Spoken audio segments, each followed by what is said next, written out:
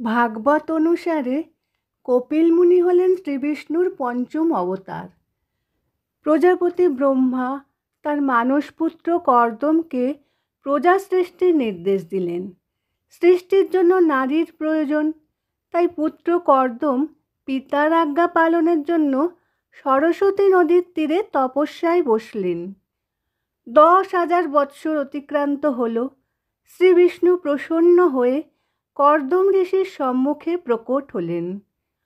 বললেন, যে উদ্দেশ্যে তোমার এই তপস্যা, তার সবই আমি পরিপূর্ণ করব।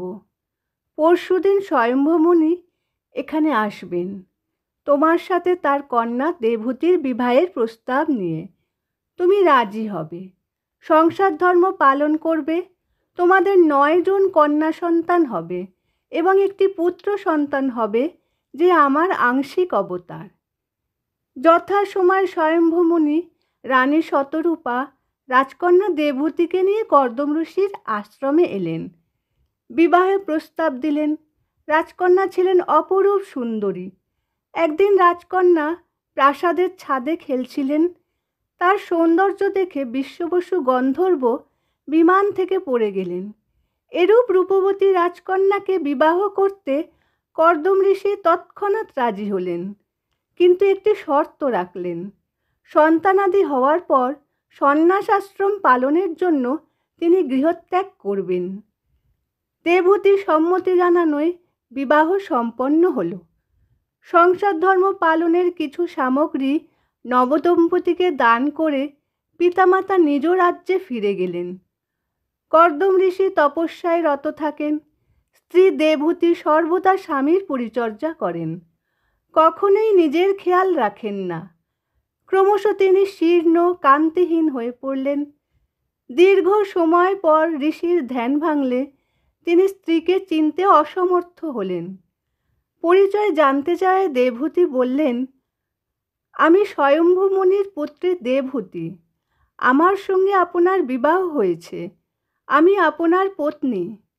তখন ঋষির সকল কথা স্মরণ হল। দেবহূতির নিরলস সেবায় কর্দম মুনি প্রসন্ন হয়ে বললেন, তুমি আমার তপস্যায় সহায়তা করেছ, তুমি আমার ধর্মপত্নী।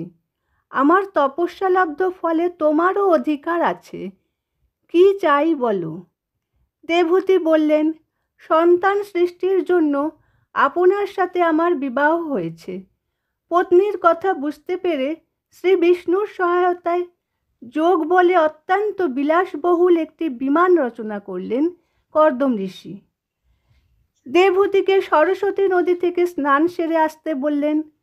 স্নান করার পর দেবহূতি ঋত স্বাস্থ্য সৌন্দর্য ফিরে পেয়ে নববধূ রূপে বিমানের সম্মুখে উপস্থিত হলেন। বিমানে করে তারা জলে স্থলে আকর্ষণ শক্তি পার করে ব্রহ্মাণ্ড ভ্রমণ করলেন বহু বছর ধরে। ভ্রমণকালীন তাদের 9টি কন্যা সন্তান হয়। এরপরে বিমান এসে থামল সরস্বতী নদীর তীরে। কর্দম ঋষি সংসার ত্যাগের জন্য প্রস্তুত হলেন। দেবহূতি বললেন, কন্যাদের বিবাহের জন্য পিতার প্রয়োজন। বিবাহের পর কন্যার সন্তান পতিগৃহে চলে যাবে। আপনি চলে গেলে আমি একা একা কি করব? ঋষির স্মরণ হল শ্রী বিষ্ণুর কথা। তিনি দেবহূতিকে বললেন, শ্রীহরির ধ্যান ভজনা করো, শ্রীহরি পুত্ররূপে তোমার গর্ভে আসবেন। ব্রহ্মার আশীর্বাদে 9 কন্যার বিবাহ 9 ঋষির সাথে সম্পন্ন হল। কন্যা কলার বিবাহ হল মরীচি ঋষির সাথে, অনিসুয়ার বিবাহ হয় ঋষি অত্রির সাথে, শ্রদ্ধার বিবাহ হয় অঙ্গিরা ঋষির সাথে, আবির্ভূপতির বিবাহ ঋষি পুলস্তর সাথে, গতির বিবাহ হয় ঋষি পুলহর সাথে, ক্রিয়ার বিবাহ হয় ঋষি ক্রতুর সাথে, খ্যাতির বিবাহ হয় ভৃগুর সাথে, অরুন্ধতিপতি বশিষ্ঠ ঋষি, শান্তির প্রতি অথর্ব ঋষি। যথাসময় দেবহূতির গর্ভে শ্রী বিষ্ণু পুত্ররূপে প্রকট হলেন। পুত্রের নাম কপিল। কর্দম ঋষি পুত্রর কাছে আজ্ঞা নিয়ে সন্ন্যাস আশ্রমের জন্য গৃহত্যাগ করলেন। দেবহূতির বিবেক বৈরাগ্য জাগল। তিনি পুত্রের কাছে মুক্তির উপায় জানতে চাইলেন। বিষ্ণুর অবতার কপিল মুনি মাতা দেবহূতিকে সাংখ্যশাস্ত্রের জ্ঞান প্রদান করলেন। যোগ সাধনের মাধ্যমে ইন্দ্রিয়গুলিকে সংযত করে তত্ত্ববিচার, জ্ঞান যোগ, ভক্তি যোগ প্রভৃতির মাধ্যমে কিভাবে ভগবানের কাছে পৌঁছানো যায় তা বিস্তারিতভাবে মাকে বোঝালেন। সরস্বতী নদীর তীরে যেখানে মাতাকে জ্ঞান প্রদান করেছিলেন তা আমেদাবাদের সিদ্ধপুর নামে প্রসিদ্ধ। এখানেই আছে মাতৃগয়া। এরপর তিনি জনকল্যাণের জন্য বেরিয়ে পড়লেন। সাংখ্য দর্শন প্রচার করতে করতে তিনি সাগর তটে এসে পৌঁছলেন। বঙ্গোপসাগরের তট। এখানেই কপিল মুনির আশ্রম, তপস্যাস্থল। পরবর্তীকালে মা গঙ্গা মর্তে অবতরণের পর দীর্ঘ পথ অতিক্রম করে এই স্থানে সাগরের সাথে মিলিত হন।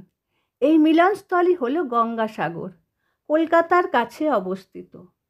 প্রতি বছর মকর সংক্রান্তিতে লক্ষ লক্ষ ভক্তের সমাগম হয় গঙ্গাসাগরের কপিল মুনির আশ্রমে। জয় শ্রীকৃষ্ণ।